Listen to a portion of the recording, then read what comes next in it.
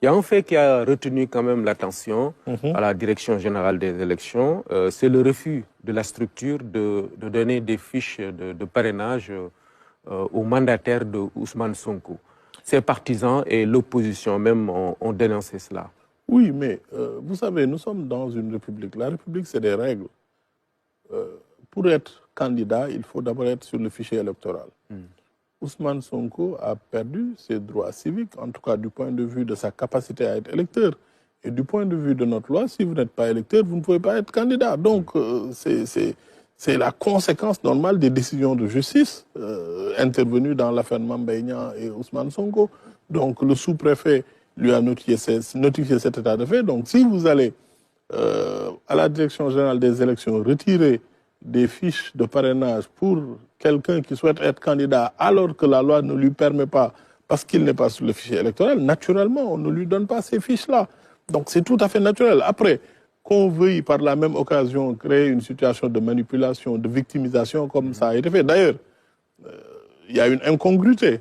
On va retirer une fiche pour Ousmane Sonko, mais dans le même camp politique, il y a 4 ou 5 autres personnes qui retirent des fiches. Oui. Donc ça montre que ce n'est pas par une volonté politique d'avoir un candidat. Si on ne lui donne pas, c'est parce que son nom, justement, ne figure plus sur le, mais sur le clair. fichier. Vous avez vu que dans la presse, il y a, je pense, un communiqué ou, je ne sais pas, en tout cas une information qui montre que son statut d'électeur